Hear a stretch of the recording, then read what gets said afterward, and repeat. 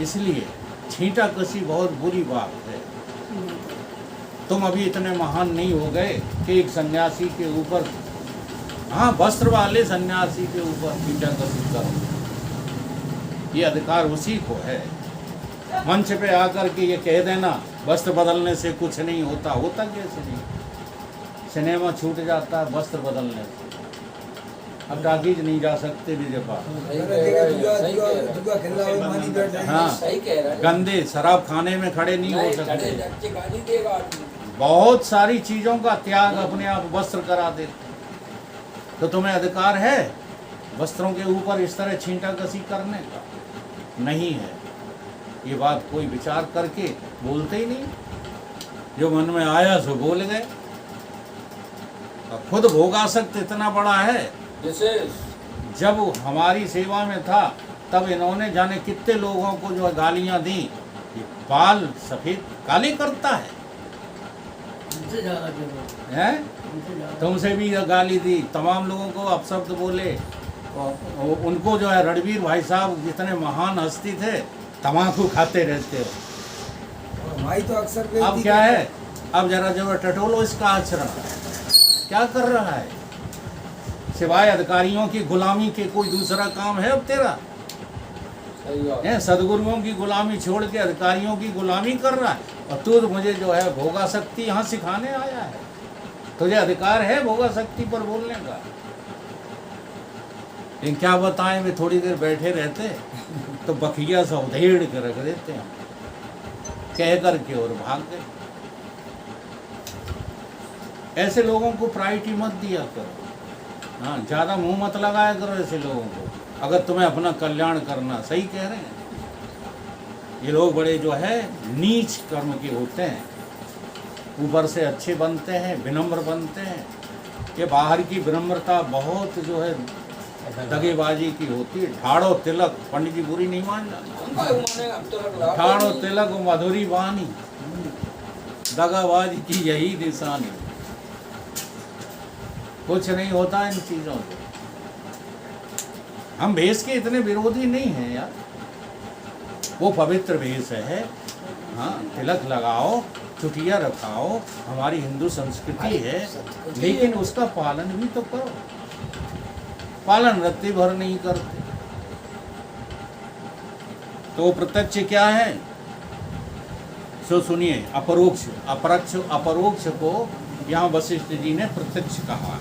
हे राम जी, चक्षु जन ज्ञान सम्मित संवेदन है, जो उस चक्षु से विद्यमान होता है उसका नाम प्रत्यक्ष प्रमाण है। इंद्रियों के द्वारा जो भी तुम्हें लगता है कि है, ध्यान दो इस बात पे, इंद्रियों के द्वारा जो तुम्हें ज्ञान हो रहा कि ये है, वो प्रत्यक्ष प्रमाण है। उन प्रमाणों को विषय करने वाला कौन है? तुम्हारा अपना जीवत्व। अगर जीव नहीं है तो बाहर की इंद्रियों के द्वारा जो विषय हैं उनको तुम जो है भोग नहीं सकते। क्यों? जब जीव निकल जाता है तो शरीर को क्या बोलते हैं? मुर्दा। वास्तव में तो मुर्दा अभी भी है। हाँ, जीव के द्वारा ही जीवित सा लग रहा है। अगर इसके भीतर जीव न हो तो ये अभी भी मुर्दा है। तो महत्व किसका है? जीव का। देह का कोई महत्व नहीं है। अब देह को सजाओ चाहे न सजाओ, हाँ, चाहे फटीचर बना बैठा हो चाहे सजा सजाया बैठा हो, भीतर वाला जीव कैसा है? वो बाहर लपक रहा है कि बाहर से उसका परित्याग होकर के वैराग को प्राप्त हो गया है, वो कैसा है? उस पर नजर रखो।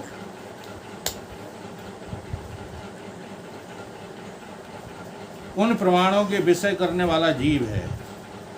अपने वास्तविक स्वरूप के अज्ञान से अनात्मा रूपी दृश्य बना है, उसमें अहंकृति से अभिमान हुआ है और अभिमान ही से सब दृश्य होता है। उससे हेयोपादेय बुद्धि बन जाती है, जिससे राग द्वेष करके जलता रहता है। देख लो, जो कुछ भी नहीं है सही है। अब वो अपने आप को खामखा परेशान किए हुए।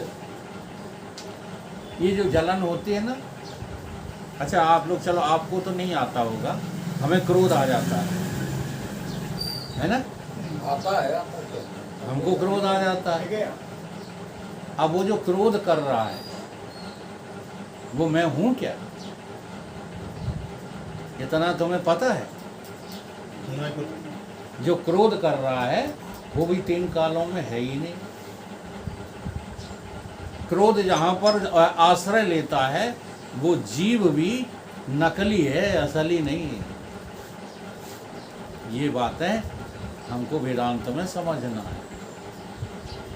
तो खामखा तो आरोप लगाते हो कि तुम क्रोधी हो, तुम क्रोधी हो, हैं? बात बात पे ये अश्रद्धा है जो बात बात पे तुम लोग कहते हो नहीं, हमें लगता है यार, क्रोध मत करना। हाँ? हम हजारों बार समझा चुके हैं, अगर हमें क्रोध करना होता तो ना जाने कितने मर्डर किए होते। नहीं हाल क्षमा कर दी तो, लेकिन आए तो जाते हैं। हमें आ जाता है क्रोध, जिसका लक्षण है उसको आ जाता है। अभी तक यही नहीं जान पाए कि क्रोध किसका लक्षण है, क्रोध कहाँ रहता है।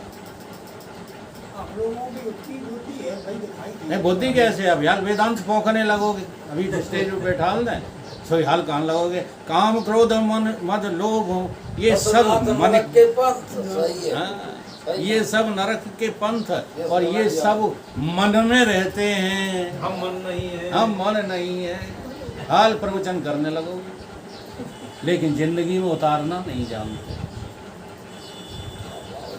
देख लो, वास्तव स्वरूप के अज्ञान से अनात्मा रूपी दृश्य बन चुका है। हे राम जी, जब विचार करके संवेदन अंतर्मुखी होता है तब आत्म पद प्रत्यक्ष होकर निज भाव को प्राप्त होता है।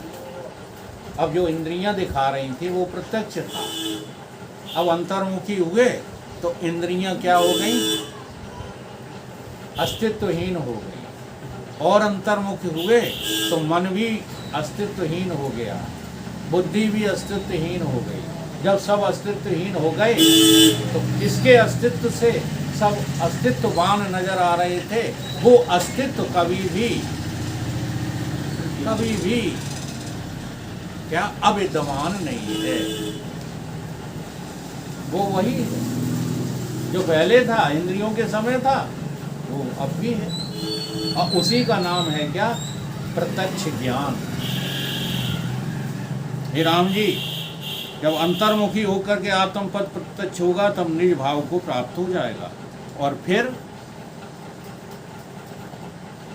परछिन्न भाव मिट जाएगा, शुद्ध शांति को प्राप्त हो जाएगा। जैसे स्वप्न से जग करके स्वप्न का शरीर और दृश्य भ्रम नष्ट हो जाता है, वैसे ही आत्मा के प्रत्यक्ष होने से सब संसार के दृश्य भ्रम मिट जाते हैं और शुद्ध आत्मसत्ता ही भासने लगती है। हे राम जी, ये दृश्य और दृष्टा मिथ्या हैं,